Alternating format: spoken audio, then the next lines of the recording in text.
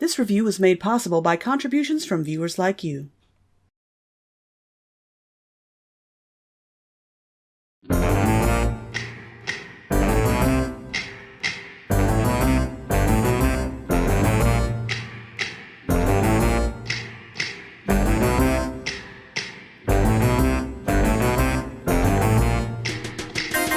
To review a movie, it kind of is my duty. I doubt this will go smoothly, but happy Bob Shoween. Is he cheering or complaining, ranting or exclaiming? At least it's entertaining, so happy Bob Shoween. Shocks. Fox. The box. So get the popcorn popping, we'll get this review hopping. You know there's just no stopping, because it's Bob Shoween.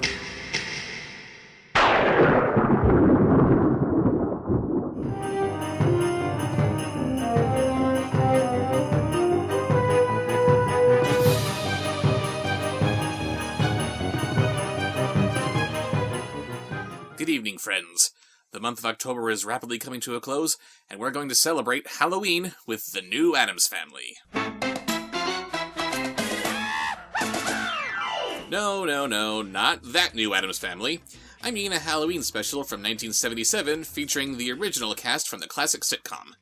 It was also intended to be a pilot for a new sitcom, which certainly warrants the title New Addams Family. So why did they have the original cast? I don't know, it was the 70s. My guess is someone had to be high on something. After a little 20-second trailerlet, we open on a rather nice LA bed and breakfast? Oh, wait, this is supposed to be the Addams house. My mistake. Unfortunately, the original Addams family mansion, located at 21 Chester Place, is no longer there for tourists to enjoy. But it was still there when this special was made, so why not just film there? As we open on the theme song, which sounds like it's being played backwards,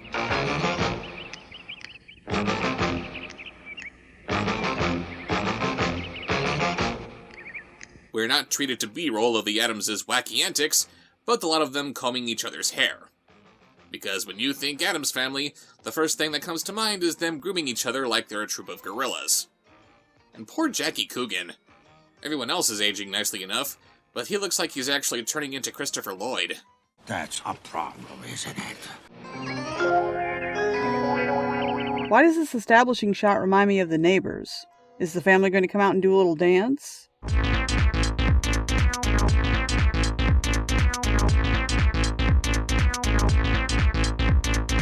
We find Gomez getting ready to attend a meeting at the Serpent's Lounge, and he's apprehensive about leaving his family in the all-too-eager hands of his semi-twin brother named Pancho. Bear in mind, Uncle Fester is Morticia's uncle in this original continuity, not Gomez's brother. Instead, we have nothing but a cheap knockoff to enjoy. Yes, brothers can be, and often are, very similar to each other. Edgy! But this is just lazy. No mamushka will this make. Speaking of new additions to the Addamses, apparently having one set of Pugsley and Wednesday wasn't enough, so Gomez and Morticia whipped up a couple of spares, simply named Pugsley Jr. and Wednesday Jr. What the hell is this all about? Maybe Gomez and Morticia know that they're a franchise and they're just trying to protect their brand. But back to the point. Gomez is worried about leaving Pancho with his family because he tried to court Morticia way back when. He's an Addams. He knows the code of honesty, loyalty, fidelity. I trust him. It's his blood I don't trust. I'm sure Pancho's hot blood has cooled off. You forget, Tish, he's an Addams. So can you trust him because he's an Addams, or can you not trust him because he's an Addams? Make up your mind! Before Gomez leaves for his trip, he listens in on Pancho telling the kids about Cousin Shy, a Santa Claus-like figure who apparently delivers gifts to good little children every Halloween. Yeah, why emphasize actual Halloween traditions and give them a deeper meaning when you can just rip off Christmas? Yeah, everyone knows you're supposed to find the most sincere pumpkin patch you can and wait for the great pumpkin to bring your Halloween goodies. A long time ago. No, you forgot to say once upon a time. Very well, Uncle Fester, very well. Once upon a time, a very long time ago, In a galaxy far, far away, in a little village, there was this Morticia, I'm not going. I should be telling that story, not Pancho. Pancho never could tell that story as well as you, my dear. Oh, I suppose so. Can you imagine forgetting once upon a time in a galaxy far, far away? The Addamses are from the Star Wars universe? That might explain Cousin It. So Gomez heads out to his serpent gathering, leaving a very permissive Morticia in the very gropey hands of his brother. Then we cut to a different TV show entirely. We see these unidentified gray suits conspiring to steal the Addamses' money. Yeah, never heard that story before. And I have no idea why they want to steal the Addamses' money, when they're clearly smart enough to make the kind of financial decisions that can afford them their own computers, and surveillance tech that's so discreet that they've apparently got the entire Addams house bugged, and nobody knows it. This kind of tech wasn't exactly cheap in 1977. Whoever these guys are, couldn't they be playing the stock market or something? They're having trouble figuring out the Addamses' behavior, like Morticia pruning her roses down to the stems. Thank you, Thing. Hello? Cara mia. Did you get the roses I sent? Yes, the thorns are lovely. And yet you're wearing gloves. Aren't you supposed to be relishing in how every rose has its thorn? Morticia joins Granny preparing for Halloween dinner, who has her own severed hand lending, well, a hand, named Ladyfingers. So this begs the question, does every little sub-family of the Addamses have their own little thing? Oh, I hope so. Then we could have baby hands. Only you could take some stupid throwaway joke from my review for Santa Buddies and make it work. Oh, allow me to introduce you to my new son. His name is Baby Hands.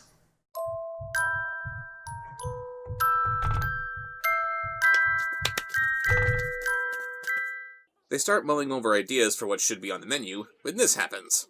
How about molten eye of new pudding for dessert? Enchanté.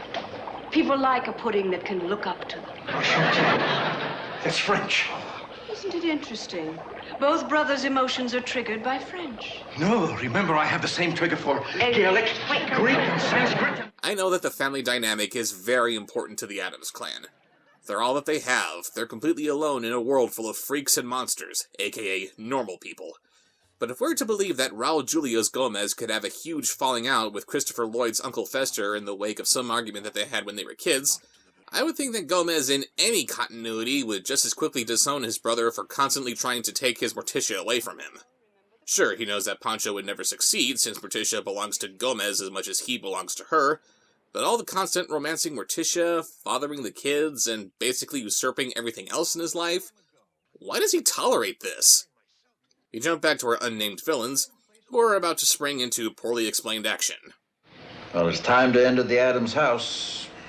I'm not going. I'm not going. Just give the job to Mikey. He'll do anything.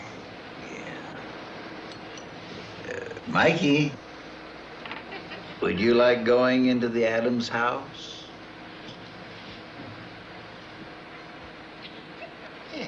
He likes it. Hey, Mikey! Oh, Addams family. Please never stop being corny. We've got too many properties these days which are just trying to pile on the grim dark as much as they can. But you... the darkest that you should be is the Barry Sonnenfeld films. Please keep it that way. Mikey, under the guise of a tax assessor, successfully infiltrates the house to look for where their money might be hidden, and is eventually led into the cemetery in the backyard. Gesundheit. Ladies and gentlemen, we have Tombstone Nudge! Nobody will ever notice that. Filmmaking is not about the tiny details, it's about the big picture. Also, oh hi, subtle wink to show's creator, how's your sex life?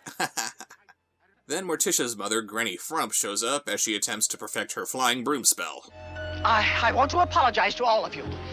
I forgot one of the old family mottos, never say die. Apparently the special was being filmed in front of an undead studio audience. Back inside, the original Addams kids come home, Wednesday from her music academy, and Pugsley from Nairobi, where he's been training to become a witch doctor. I owe it all to Dr. Magumbo. Dear Dr. Magumbo, your father and I haven't seen him for years. How is he? Great. Have a look. Ah. It'd be funnier if it was a shrunken head. Yes, Mum.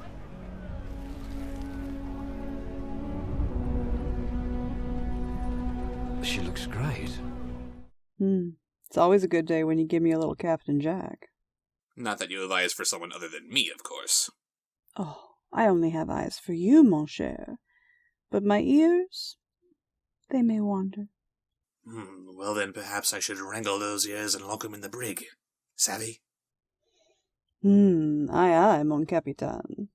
And it doesn't matter how old Wednesday is, she still loves her Marie Antoinette doll. I hate dolls. Anyway, Mikey is eventually led into the playroom by Uncle Fester, and this is just a little too much for him to bear. Where's the safe? Captain, it'll be Mikey, bad boy. Mikey, step on tail of kitty cat. Kitty cat. I don't know. I'm talking cat. Such a fragile mind. I would love to see what he'd look like after seeing some of the movies I've reviewed.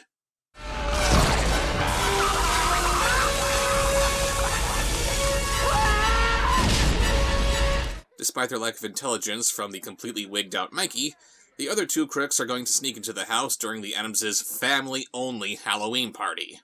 Why does this closely knit family have no idea who their relatives are? But because the Little Bo Peep and pirate costumes weren't random enough, here are a couple of all-but buck-ass naked bodybuilders for your enjoyment. And that's not all. They've also got a couple of lookalikes to play Gomez and Morticia? It's like the movie got bored of itself and it's now playing Mad Libs to see what sticks. Ah, mon cher, mon mari. French. Smoke French. Why was that so much creepier than when the real Gomez does it? I don't know, but to me it looked more legit than the other Gomez. How many Gomez imposters does a movie need?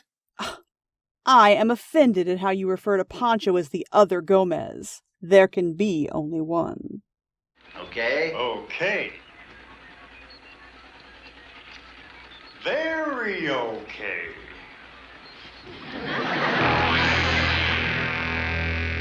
We'll be right back, once we figure out what the hell we're doing. We jump back to the Addams house, where the kids have changed into their Halloween costumes. They're very different children. Darlings. Have a good time at the party, anyway. The kids are dressed in what we normies would call normal clothing, and for some reason, Mommy and Not My Real Father are watching in horror like they're making alternative lifestyle choices. These are just Halloween costumes. Why aren't they saying things like, "Wow, that's really scary," or "Aren't you just adorable," like parents are supposed to say of their kids' Halloween costumes? Gomez comes home to find the family decorating the Halloween scarecrow up in the attic, under which Cousin Shy is supposed to leave Halloween presents. If rip off Christmas traditions you must, can't you at least be a little more creative with it? A Halloween tree like this certainly wouldn't be out of place. The Halloween party begins, and our villains slip inside inexplicably undetected. Hey, look in the background. It's Abraham Lincoln. Lurch cuts in, leaving discount Art Carney here alone with his beefcakes. Ooh, couldn't they have put these guys in superhero costumes or something? As subversive as the Addamses are, I'm pretty sure it isn't supposed to be that kind of party. We get some wacky shenanigans as our villains try to find a safe, which may or may not even exist for all the shoddy intelligence that they have. Figurative and literal. All that I'm getting from this sequence, aside from how much this is padding things out, is confirmation of how completely pointless this Not Gomez is. He's added literally nothing to the story, and now that we have another Not Gomez who actually does add something to the story, not much, but something, he's somehow even more pointless than he was before. Oh, and look, now Abraham Lincoln's talking to Count Dracula. After Gomez is captured and freed by Wednesday coming to save his ass for the third time in 10 minutes, he gets a telegram saying that he's been demoted, and with Pancho interfering with his life, of which neither he nor Morticia are doing anything to discourage, he's feeling a little down. To be or not to be? I'm sorry, I believe the line is TV or not TV. Amateur. Let it go, mon cher. Distract me, Cara Mia. Distract me! While this horse hockey's going on, Lurch has been dancing the night away with this guy. Come with me, honey. Honey? Look, you don't appeal to me. Where are we going? Tower. The tower? No, I don't. I'm not that kind of a girl. No, I don't want to go to the tower. I really have been spoiled by the movies, haven't I? Again, this is the point where the family has a chance to lay on the charm to the normies. Like with Margaret Alford and Cousin It, little Bo Peep here has been dancing with Lurch for so long that he should be totally into it by this point. Lurch then invites him up to the tower for a little private time, and his reaction should be along the lines of, "Oh no, this has been such a lovely evening, and you're a wonderful dancer, but we really shouldn't spoil things, don't you think?" The police show up because of a noise complaint. Yeah, just look at how raucous this party is. It's absolutely off the his-hook. The crooks throw themselves at the cops to get away from the Addamses. Morticia sends all the guests home at the stroke of the witching hour, because it's not like they would want to celebrate during that time of night or anything. And Pancho pays some lip service to how good Gomez was to him when they were kids, which means that it's perfectly okay for him to walk all over Gomez's various positions as husband, father, and head of the household. He is a fine man, your father. You see, Caramia, I always told you my brother's an exceptional person. Good lord, who knew that Gomez Addams was such a friggin'... Such a what, baby? Well, I know I got a lot of kids in my audience, and I'm trying to not be as needlessly offensive as possible, but I'm having difficulty thinking of a more G-rated word for cuck. Well, they did make Gomez insecure and whiny and emasculated. How about milksop? That actually sounds worse somehow. They gather the kids and march up the stairs into the attic while singing a dreary Halloween carol. They wish you a merry, creepy Halloween. And huzzah, Cousin Shy left presents under the scarecrow. They can't even get the presents right. If you give Not Wednesday a doll, it's supposed to have a head on it so that she has the joy of removing it herself. So that was Halloween with the new Addams Family, and it makes me want to egg the producers' houses. It's boring, it's confusing, the jokes are hit and miss, the cloning of half the family didn't make a damn bit of sense, and it doesn't even have any real reverence for Halloween. It's basically nothing but a Christmas special dressed up like a Halloween special. Sure, dressing up in costumes is one of its most popular traditions, but it's never explained why the Addamses cherish it like most other people do with Christmas. Some celebrate the spiritual aspects of Christmas by commemorating the birth of Jesus, and similarly, the Addamses could celebrate how death seems a little less frightening since the night of October 31st is when the veil between the worlds of the living and the dead is at its thinnest, and everything is still just fine come sunrise on November 1st. Maybe while making an ironic observation that while missionaries were trying to sanctify the pagan holiday of Samhain by connecting it to All Saints' Day, they accidentally spread the knowledge of Halloween to the world just as much as they wanted to spread the word of Christ. Those who celebrate a more secular Christmas still want to sing its praises for being the one time of year where people open up their shut-up hearts and think of others as fellow passengers to the grave and not just another race of creatures bound on other journeys. The Addamses could have a similar attitude towards Halloween, taking joy in how kids put themselves at risk by accepting potentially harmful candy from strangers, as do adults who could be victims of vandalism by anonymous children in costumes. We celebrate the trust that we have for each other, that even though strangers we may be, that's no reason to fear one another. Maybe there's a lesson to be learned in where to draw the line between harmless Halloween mischief and outright criminality, a line which the Addamses tiptoe around on a daily basis. With a little bit of effort, Halloween can be every bit as meaningful as Christmas, or at least be elevated to something more than just an excuse to dress up and eat candy while getting an adrenaline rush from getting scared. But ignoring actual Halloween traditions and replacing them with Christmas traditions that have a Halloween twist on them and nothing else? There's only one thing that can be said about that, ladies and gentlemen. They just didn't care. So go out, have a good time partying with your friends, make new friends by giving them Halloween treats that aren't poisoned, ignore this piece of crap, and have a happy Halloween, everybody. As for Rob and I, he and I are going to celebrate Halloween with a little Netflix and thrill. It appears that my Halloween treat has reminded me that it's 7 o'clock. Time for a little tango.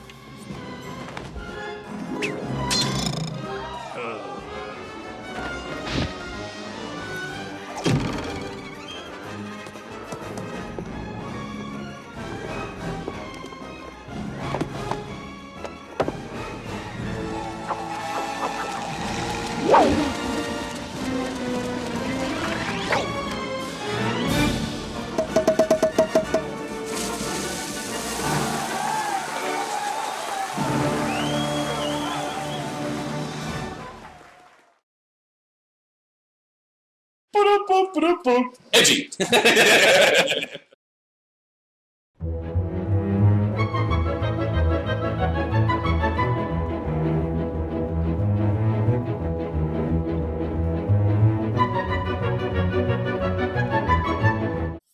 Hey guys, I got a package here to open up from Paige from Emmett, Idaho. Let's see, just one name, must be like Cher. Let's see what we got here. Or Prince, yes. Oh my god, we got bubble wrap. Yes, my life is complete. This in there. Now I'll never get him to do anything.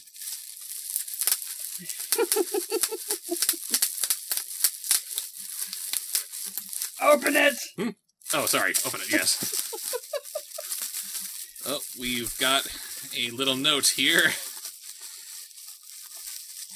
We just got a letter. We just got a letter. Why do I know that dance? Who it's from. Because it's Blue's Clues. Here is another movie from the awesome collection of Air Bud Entertainment, plus a 60-minute short movie about magic. Hope you both enjoy them. Oh, wow. Oh, no. Oh, yes. Oh, no. Oh, no. Oh, yes. Ha, ha, ha. It's Russell Madness. And it's on Blu-ray, which I have no way to rip. Yay. Oh, I could probably just find it online somewhere, couldn't I? You can rip it now. You have the software. No, that's only for DVDs. My computer doesn't have a Blu-ray reader. Oh, poop. Yes, but... Oh, boy. Russell Madness will win your family's heart. I doubt it. This tail-wagging comedy adventure from the creators of Air Bud and Air Buddies stars John Ratzenberger, Will Sasso, and Fred Willard. Russell is an undersized but big-hearted terrier who dreams of having a family of his own. Is his middle name Jock? Wow, it's so original! After running away from his pet store, Russell gets taken in by the Ferraros, a family desperate to revive their grandfather's pro-wrestling arena. That's when they discover their new pet pooch has incredible wrestling skills. No, he doesn't, because he's a Jack Russell Terrier and they can't wrestle. God, I'm already reviewing this and I haven't seen a damn frame of it yet. With the help from his coach, Hunk, a savvy and hilarious monkey. No! The Bob Show talking monkey curse continues. It's bad enough they have to have a talking monkey in it. Why did they name him Hunk? I don't want to watch a movie about hunky monkeys. But you're going to anyway. A savvy and hilarious monkey, Russell rockets to the top of the pro wrestling world and becomes a famous sports superstar. Oh my god, it's so stupid! But when a dishonest promoter double-crosses the Ferraros, Russell will face his biggest challenge and discover that the strongest tag team is family. Ah! Well, you might not be able to riff from that particular copy, but there's someone else who's probably pretty darn happy that you got that. Oh, I know there is. And there are thousands of them. No, you have a physical copy. The box.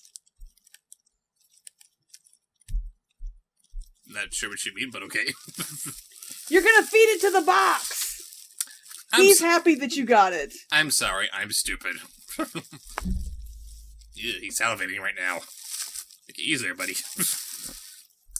And Houdini, how little Harry became the great Houdini. Wait a minute. Is that why he was named Harry Potter? Because he was named after Harry Houdini? It's weird. Might be. It's 1866, and 12-year-old Harry has lived and breathed magic since his early childhood. Is he a wizard, Harry? How old is he? 12. Since his early childhood? Because he's so old now? I guess. He's a wizened old man of 12. Exactly. The problem is that his hometown, Appletown, is not the best place for his natural talent to blossom. And yet he's been doing it since he was a wee child. So that makes sense. Although he rehearses endlessly in his parents' barn, he realizes that his dream is just that, a dream. One day, Harry catches the glimpse of a chance when the mayor of New York announces a magic competition to celebrate the official opening of the Statue of Liberty. But there's a catch. To enter the competition, one must be trained by a real magician, and poor Harry doesn't know a single one. But then, Harry's father crosses paths with the great Tesla, a true magician. Tesla promises to meet Harry, and despite the young boy's lack of knowledge, Tesla sees talent, creativity, and boldness in Harry. He decides to give him a chance and invites him to his home to begin his training, accompanied by his niece Beth and his assistant, Emerald. Tesla will teach Harry the basics of magic and his tricks. He will also test him. Will Harry be strong enough to become a true magician? Well, now there's no need to watch the movie. We know the whole story. I was going to say, not only did the DVD pretty much give away the entire plot right here, but it's Harry Houdini. We kind of know who he is. Will he become a true magician? Yeah. Yes, he will. And he also dabbled in escape artistry or something. I don't know. But thank you very much for this wonderful bounty page. I am going to enjoy them. One more than others. And if anyone else has any movies or mail or art they'd like to share, go ahead and send it to the P.O. Box in the corner, and I'll see you later.